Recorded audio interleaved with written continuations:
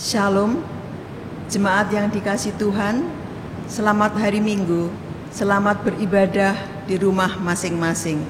Ibadah pada hari Minggu ini akan dilayani oleh Bapak Pendeta Suweknyo TAD. Jemaat, untuk mengawali ibadah pada hari ini, kami mohon untuk bangkit berdiri. Kita pujikan Kidung Jemaat 21, Hari Minggu, Hari yang Mulia.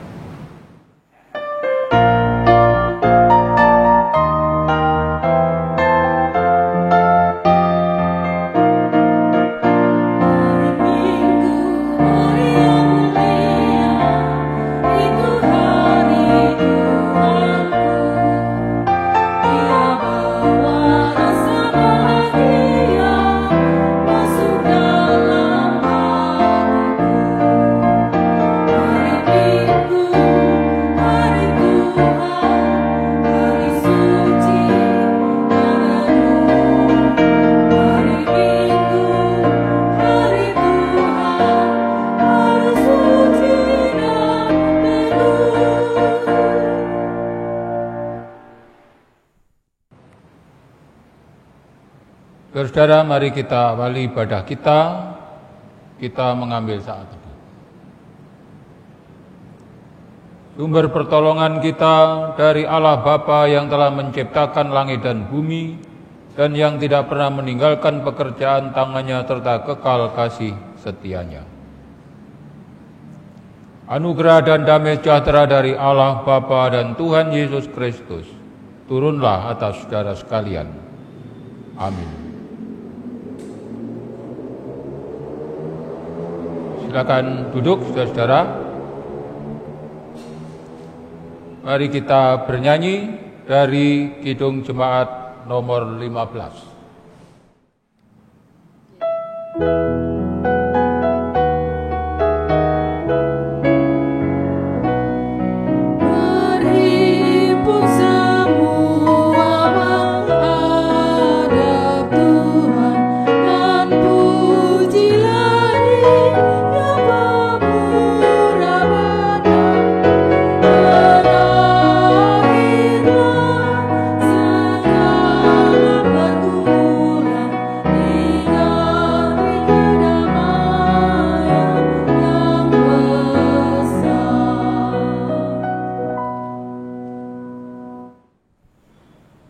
Mari kita berdoa. Allah Bapa yang di surga, kami bersyukur pada hari Minggu ini kami diperkenankan oleh-Mu untuk berhimpun, membangun persekutuan ibadah di tengah keluarga kami masing-masing. Kami bersyukur atas pemeliharaan-Mu sepekan dalam kami menempuh perjalanan. Bapa menuntun kami, membimbing kami.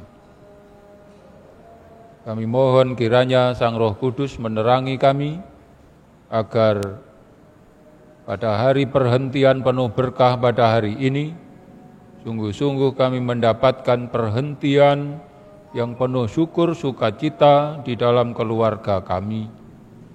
Berkahilah kami semua ya Tuhan. Sekiranya perjalanan kami selama ini terdapat hal-hal yang tidak berkenan kepadamu, kami mohon kiranya Bapa menyucikannya, Bapa kiranya memperbaharui hidup kami, justru pada hari perhentian penuh karunia hari ini. Terima kasih ya Tuhan, terima kasih. Inilah doa kami dalam Yesus Kristus kami haturkan. Amin. Saudara-saudara, kita akan membaca kitab suci dari Injil Matius 27 ayat 11 sampai dengan 54. Yesus di hadapan Pilatus. Lalu Yesus dihadapkan pada wali negeri. Dari wali negeri bertanya Dan wali negeri bertanya kepadanya, "Engkaukah raja orang Yahudi?" Jawab Yesus, "Engkau sendiri mengatakannya." Tetapi atas tuduhan yang diajukan imam-imam kepala dan tua-tua terhadap dia, ia tidak memberi jawab apapun. Maka kata Pilatus kepadanya, "Tidakkah engkau dengar betapa banyaknya tuduhan saksi-saksi ini terhadap engkau?" Tetapi ia tidak menjawab satu kata pun, sehingga wali negeri itu sangat heran. Telah menjadi kebiasaan bagi wali negeri untuk membebaskan satu orang hukuman pada tiap-tiap hari raya itu atas pilihan orang banyak. Dan pada waktu itu ada dalam penjara seorang terkenal kejahatannya yang bernama Yesus Barabas. Karena mereka sudah berkumpul di situ, Pilatus berkata kepada mereka, "Siapakah yang kamu kehendaki kubebaskan bagimu, Yesus Barabas atau Yesus yang disebut Kristus?" Ia memang mengetahui bahwa mereka telah menyerahkan Yesus karena dengki. Ketika Pilatus sedang duduk di kursi pengadilan, istrinya mengirimkan pesan kepadanya, "Jangan engkau mencampuri perkara orang benar itu, karena dia aku sangat menderita dalam mimpi tadi malam." Tapi oleh hasutan imam-imam kepala dan tua-tua, orang banyak bertekad untuk meminta supaya Barabas dibebaskan dan Yesus dihukum mati. Wali negeri menjawab dan berkata kepada mereka, "Siapa di antara kedua orang itu yang kamu kehendaki kubebaskan bagimu?" Kata mereka, "Barabas." Kata Pilatus kepada mereka, "Jika begitu, apakah yang harus kuperbuat dengan Yesus yang disebut Kristus?" Mereka semua berseru, "Ia harus disalibkan." Katanya, "Tetapi kejahatan apakah yang telah dilakukannya?" Namun mereka semakin keras berteriak, "Ia harus disalibkan." Ketika Pilatus melihat bahwa segala usaha akan sia-sia, malah sudah mulai timbul kekacauan, ia mengambil air dan membasuh tangannya di hadapan orang banyak dan berkata, "Aku tidak bersalah terhadap darah orang ini, itu urusan kamu sendiri." Dan seluruh rakyat itu menjawab, "Biarlah darahnya ditanggungkan atas kami dan atas anak-anak kami."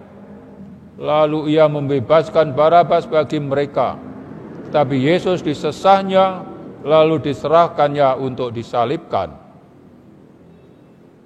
Kemudian serdadu-serdadu wali negeri membawa Yesus ke gedung pengadilan, lalu memanggil seluruh pasukan berkumpul sekeliling Yesus. Mereka menanggalkan pakaiannya dan mengenakan jubah ungu kepadanya. Mereka menganyam sebuah mahkota duri untuk menaruhnya di atas kepalanya, lalu memberikan dia sebatang buluh di tangan kanannya. Kemudian mereka berlutut di hadapannya dan mengolok-olokkan dia, katanya, "Salam, hai Raja orang Yahudi." Mereka meludahinya dan mengambil buluh itu dan memukulkannya ke kepalanya.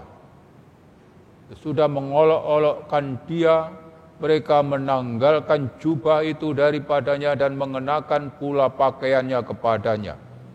Kemudian mereka membawa dia keluar untuk disalibkan.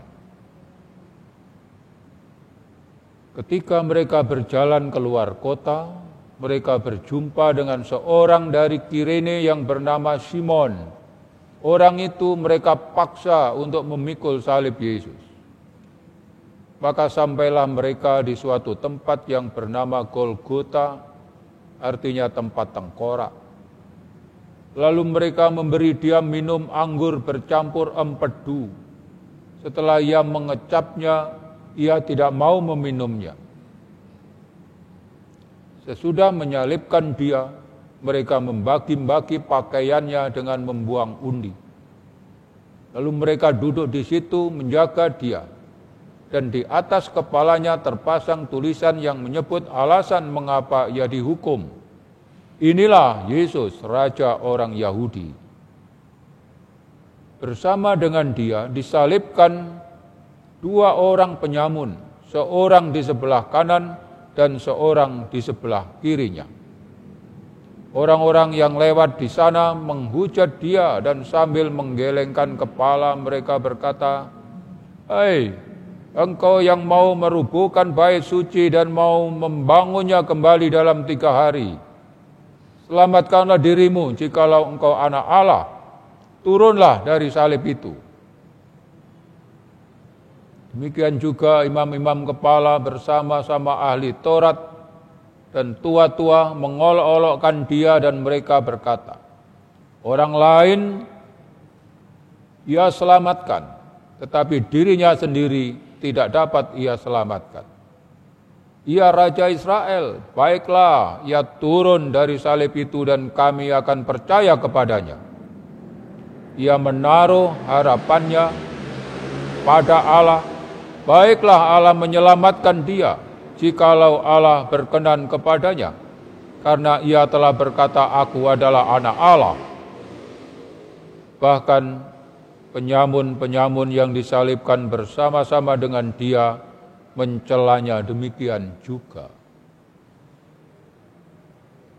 Mulai dari jam 12, kegelapan meliputi seluruh daerah itu sampai jam 3.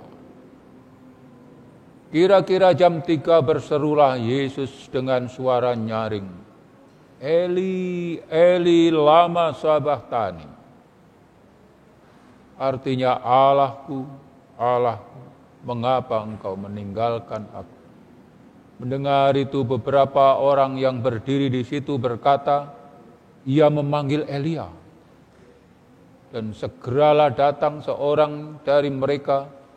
Ia mengambil bunga karang, mencelupkannya ke dalam anggur asam, lalu mencucukkannya pada sebatang buluh dan memberi kepada Yesus minum. Tetapi orang-orang lain berkata, "Jangan, baiklah kita lihat, apakah Elia datang untuk menyelamatkan dia?" Yesus berseru pula dengan suara nyaring lalu menyerahkan nyawanya. Dan lihatlah, tabir bait Allah terbelah 2 dari atas sampai ke bawah, dan terjadilah gempa bumi dan bukit-bukit batu terbelah. Dan kuburan-kuburan terbuka dan banyak orang kudus yang telah meninggal bangkit. Dan sesudah kebangkitan Yesus, mereka pun keluar dari kubur, lalu masuk ke kota kudus dan menampakkan diri kepada banyak orang. Kepala pasukan dan prajurit-prajuritnya yang menjaga Yesus menjadi sangat takut ketika mereka melihat gempa bumi dan apa yang telah terjadi, lalu berkata, "Sungguh ia ini adalah anak Allah." Saudara-saudara, mari sejenak kita berdoa. Sang Roh Kudus, kami bersyukur atas anugerah khusus, kesempatan khusus bagi kami untuk mengikuti, mendengarkan, dan juga merenungkan firman-Mu dari kitab suci. Ajarlah kepada kami untuk sungguh mendengar, memperhatikan, dan bahkan hidup kami diterangi, dan jalan hidup kami semakin mendekat kepadamu dengan penuh syukur sukacita. Kehidupan kami boleh kami jalani dengan penuh syukur dan penuh sukacita, menyongsong hari baru yang penuh dengan berkah dari Tuhan. Berfirmanlah bagi kami, dan kami mendengar ya Tuhan. Dalam Yesus Kristus Sang Firman hidup, kami berdoa. Amin.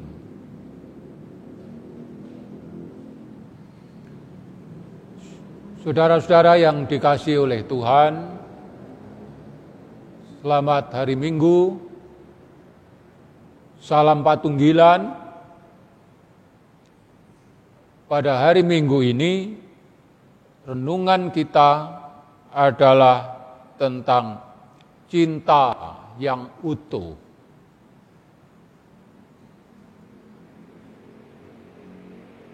Saya yakin bahwa saudara-saudara pasti pernah membawa uang koin 1.000. Uang koin 1.000 itu ada yang antara lain bergambar angklung.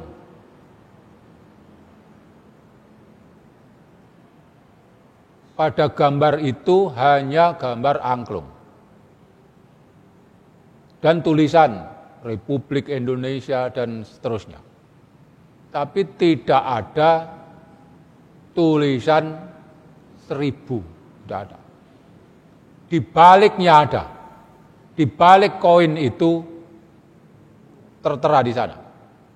1000, artinya 1.000. Itu mengenai apa sebenarnya, saudara? Koin itu seutuhnya, selengkapnya pastilah terdiri atas paling kurang 2 permukaan. 1 permukaan bergambar yang serba terhormat, tokoh, alat musik yang sangat dikenali, juga bahkan Garuda Pancasila tertera di situ. Tetapi di baliknya praktis hanya tertulis berapakah nilainya. Jadi saudara-saudara, kurang lebih gambar dari kehidupan kita antara bagian yang penuh dengan tampilan, pengalaman yang serba baik, yang serba bagus, yang luhur, yang mulia, yang menang.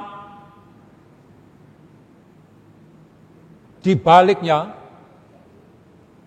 ada catatan tentang angka.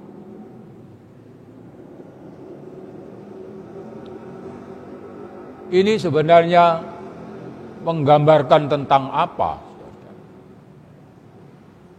Kalau disebut cinta yang utuh, maka paling kurang ada 2 permukaan yang penting itu. Ialah sesuatu yang sangat luhur, yang sangat mulia.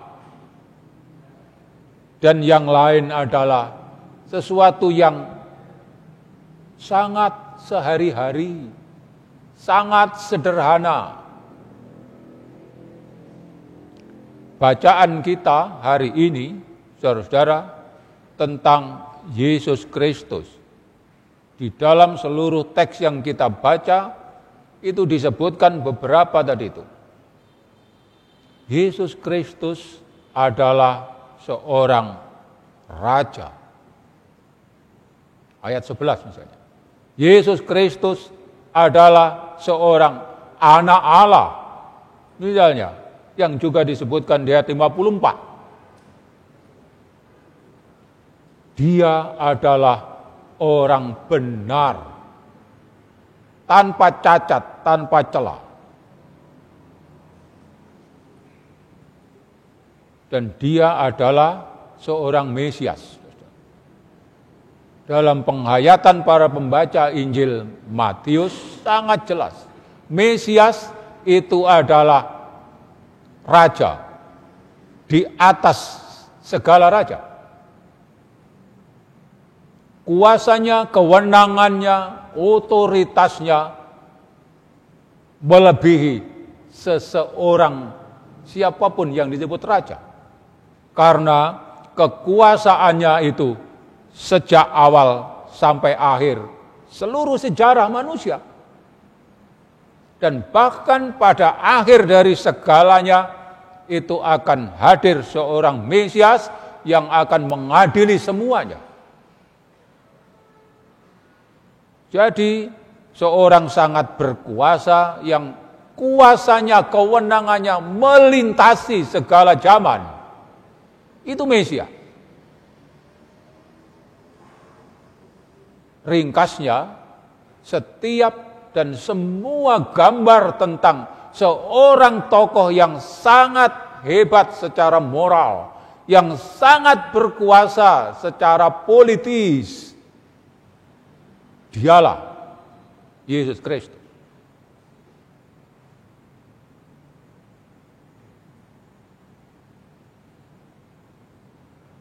Tapi pada sisi lain, dia adalah seorang raja, seorang yang berkuasa, anak Allah, yang keluh, yang tidak pernah membela dirinya, tidak pernah mendefense diri, bahwa semua tuduhan orang-orang itu salah adanya. Itu yang ingin ditegaskan kepada kita.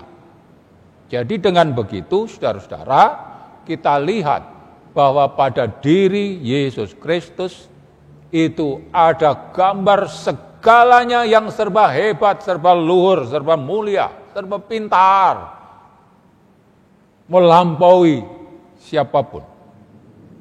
Tetapi juga dia mengosongkan diri, dia taat, dia mengikut saja.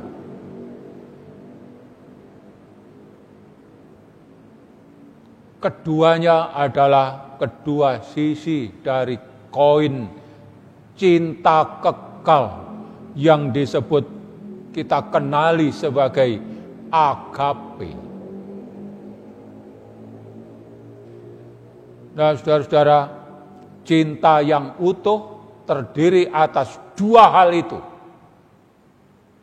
Pertanyaan untuk kita adalah, bagaimana kalau ternyata yang kita jalani dalam hidup kita sebagai orang yang percaya, yang ikut Yesus Kristus, tetapi cerita kehidupan kita adalah cerita kehidupan yang sedih, yang prihatin, yang sakit, yang menderita. Ini ada maknanya apa enggak? Nah, saudara-saudara, itu semua bermakna. Karena sesungguhnya Tuhan yang sudah datang, Yesus Kristus yang sudah segalanya lengkap itu, sudah hadir sejak awal. Nah, bahwa kita hidup, kita mengikut jalan Yesus Kristus, maka boleh kita yakin, selalu yakin, bahwa walaupun cerita hidup kita kok sepertinya tidak ada nilainya, tidak ada harganya, kok hanya dari sakit ke sedih, ke menangis, ke berduka, ke apa ini? Ada problem kesehatan masyarakat yang sangat besar. Ini bagaimana? Apakah ada maknanya semua yang kita alami? Itu bermakna. Tuhan yang disebut Sang Mesias itu pemilik semua kehidupan sejak awal sampai akhir. Pada tangan Dia. Maka segala sesuatu yang sedang berlangsung dalam hidup kita, marilah itu semua kita hayati dalam rangka mengikut jalan Yesus Kristus. Dengan demikian, niscaya semua hal yang kita jalani itu bermakna. Itu berarti mungkin kali ini kita belum melihat sisi lain dari kemuliaan, dari keagungan, dari berkah yang luar biasa. Tapi kita boleh yakin bahwa inilah sisi dari kehidupan kita. Sisi lain mungkin kita tidak tahu, tapi Tuhan sudah menciptakannya, menentukannya, mencetaknya. Ada harga, ada nilai, semua tidak ada yang sia-sia. Berarti di dalam Yesus Kristus, bermakna di dalam Yesus Kristus. Biarlah dengan demikian, saudara-saudara, hari-hari ke depan kita akan menjalani kehidupan kita dengan penghayatan bahwa cinta Tuhan utuh. Segala sesuatu yang diciptakan oleh Tuhan utuh. Kalau ada sisi koin yang mungkin belum kita kenali, percayalah, tidak berarti tidak ada nilainya. Semua bermakna dalam kasih Tuhan. Tuhan memberkati kita. Amin. Saudara-saudara, mari kita bersaat teduh sejenak setelah kita mendengar firman Tuhan.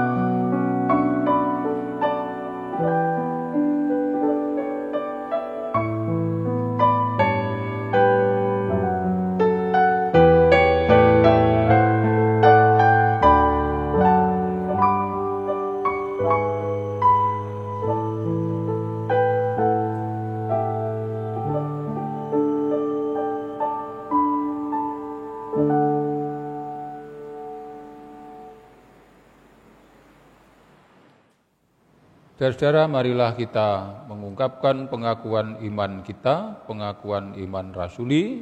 Marilah bersama kita berdiri. Pengakuan iman rasuli. Aku percaya kepada Allah Bapa yang Maha Kuasa, Khalik langit dan bumi, dan kepada Yesus Kristus anaknya yang tunggal Tuhan kita, yang dikandung dari Roh Kudus, lahir dari anak darah Maria, yang menderita di bawah pemerintahan Pontius Pilatus, disalibkan, mati dan dikuburkan, turun ke dalam kerajaan maut. Pada hari yang ketiga bangkit pula dari antara orang mati, naik ke surga, duduk di sebelah kanan Allah Bapa yang Maha Kuasa, dan akan datang dari sana untuk menghakimi orang yang hidup dan yang mati. Aku percaya kepada Roh Kudus, gereja yang kudus dan persekutuan orang kudus, pengampunan dosa, kebangkitan daging, dan hidup yang kekal. Silakan duduk. Saudara-saudara, marilah kita berdoa, doa syafaat. Bapa Surgawi, kami bersyukur pada hari Minggu ini kami diperkenankan oleh-Mu berhimpun bersama di dalam keluarga kami. Sungguh kami bersyukur ya Tuhan, di dalam keberadaan kami bersama dalam keluarga, kami merasakan, kami menjalaninya sebagai anugerah terindah bagi kami. Inilah sesuatu dalam hidup kami, sejarah perjalanan kami bersama-sama, di mana kami diberi kesempatan khusus oleh sejarah kami, kebersamaan kami di dalam masyarakat, bahkan di bumi ini. Kami belum sepenuhnya memahami situasi kami berujung dan berpangkal di mana. Bahkan sebagian dari kami benar-benar telah sakit. Sebagian lagi dari kami dalam perawatan intensif, dan sebagian dari kami telah mendahului kami, telah berpulang kepada Bapa. Kami bersedih, kami berprihatin, tapi Tuhan memberi kami pemahaman, wawasan bahwa tidak ada satupun dari sejarah perjalanan kami yang berada di luar ruang lingkup kasih-Mu. Tuhan,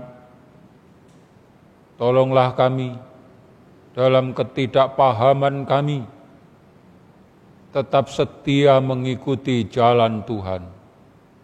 Jangan biarkan kami melakukan tindakan, mengungkapkan respon kami untuk setiap hal menjadi sedemikian rupa semata-mata karena didasari oleh ketidaksanggupan kami untuk memahami, karena ketidaksanggupan kami untuk menjalani, karena kerentanan kami. Ya Tuhan, berkahilah kami. Sebagaimana kehendak-Mu boleh kami pelajari hari ini, bahwa bahkan Sang Juru Selamat yang empunya segala kuasa di bumi, di sorga,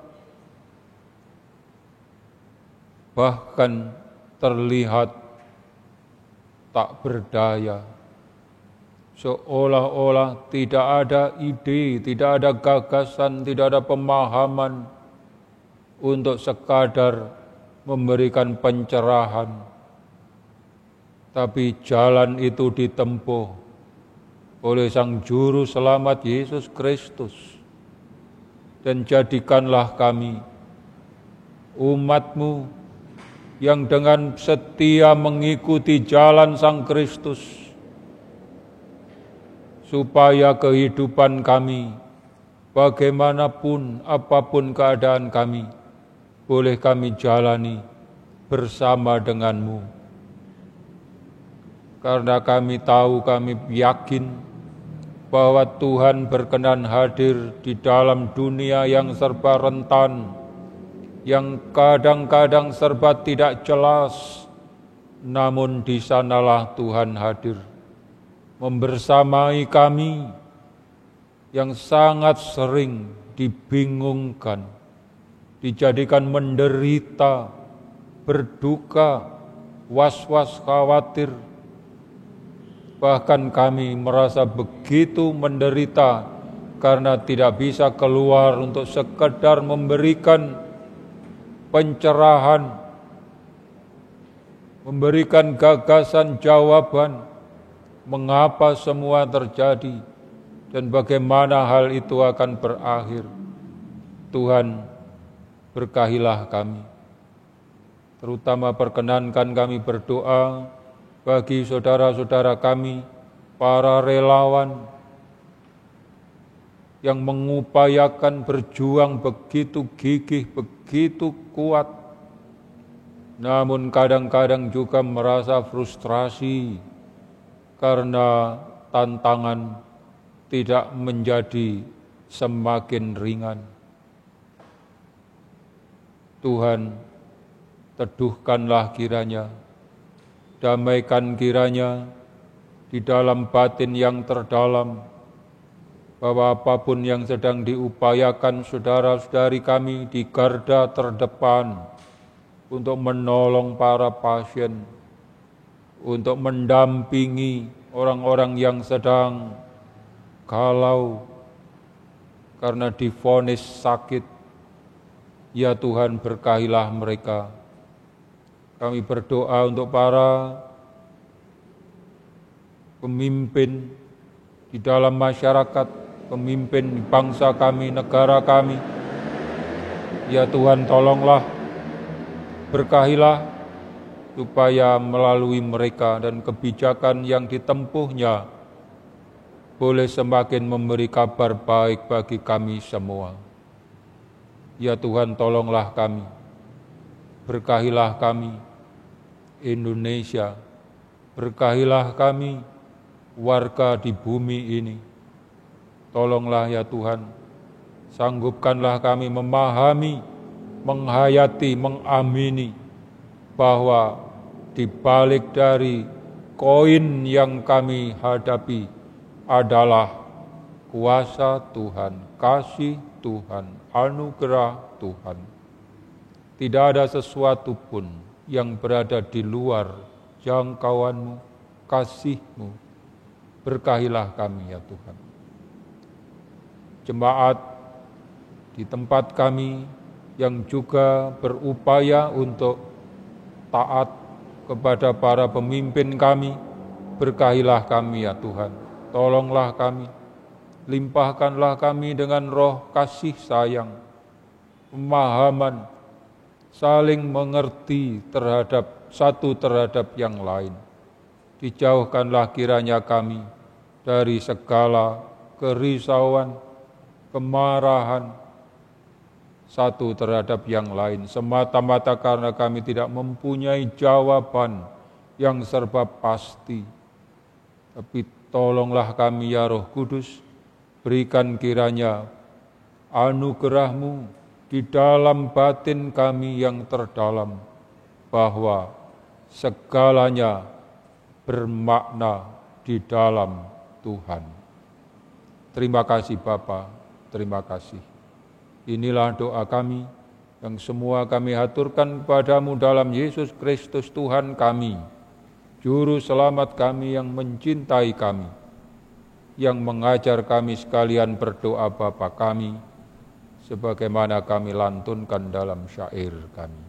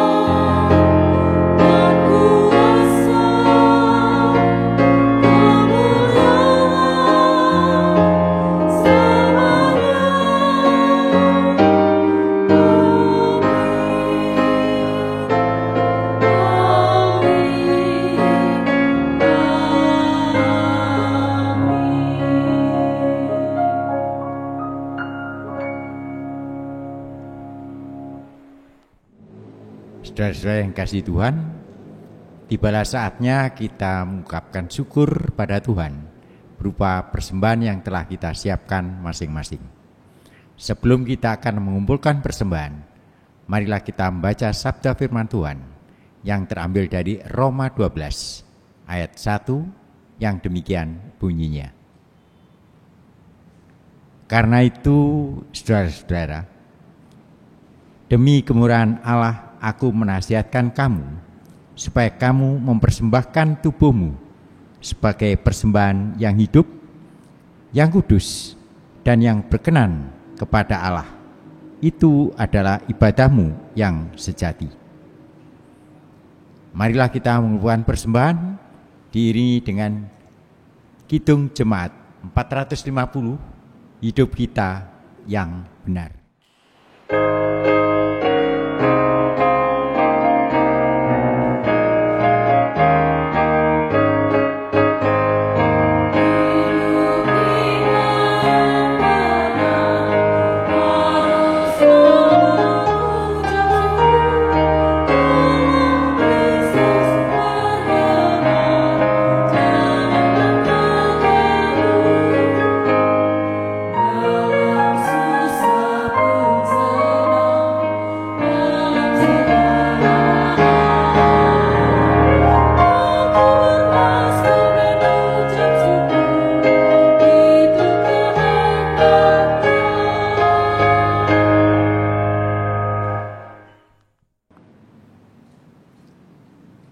Mari kita berdoa. Yalah Bapa Surgawi, Allah yang kami kenal, kami puji dalam nama-Mu yang kudus, Tuhan kami Yesus Kristus. Kami mengucap syukur dan terima kasih ya Tuhan, atas waktu yang diberikan pada kami untuk mengumpulkan persembahan pada hari Minggu ini. Terimalah persembahan kami ya Tuhan, dan bimbinglah kami, agar kami dapat mempersembahkan sebagaimana Tuhan berikan berkat pada kami. Kami serahkan sesuatu kami ya Tuhan, yang mengelola persembahan ini. Biarlah Engkau sendiri yang akan membimbing dan menuntunnya, agar persembahan ini hanya untuk melebarkan kerajaan-Mu dan memuliakan nama-Mu saja. Terima kasih ya Tuhan. Demikian ucapan syukur dan doa permohonan kami. Di dalam nama-Mu yang kudus, Tuhan kami Yesus Kristus, kami aturkan persembahan ini. Amin.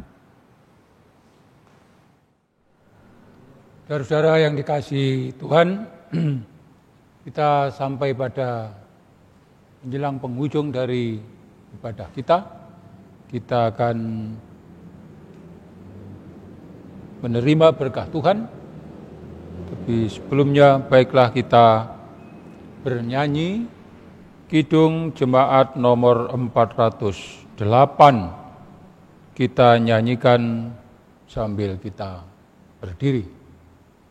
Di jalanku dan seterusnya.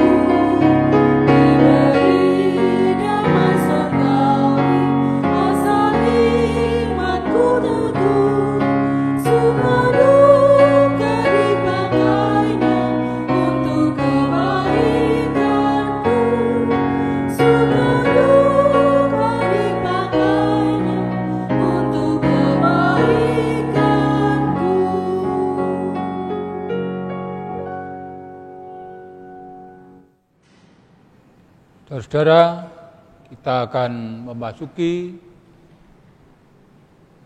ibadah keseharian kita di keluarga kita, dengan sesama kita, dengan orang-orang yang kita kasihi, dengan semangat, dengan keyakinan bahwa Tuhan yang empunya cinta yang utuh, kepada Dialah kita baktikan seluruh hidup kita. Dan terimalah berkah Tuhan. Tuhan memberkati engkau dan melindungi engkau. Tuhan menyinari engkau dengan wajah-Nya dan memberi engkau kasih karunia. Tuhan menghadapkan wajah-Nya kepadamu dan memberi engkau damai sejahtera. Amin. Kepadamu pujian. Kidung Jemaat 474.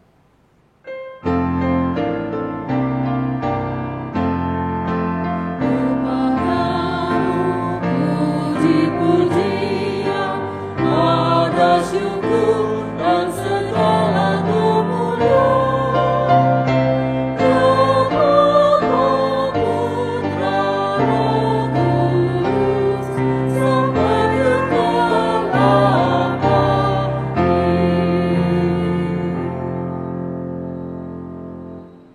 Silakan duduk, Tuhan memberkati kita. Amin.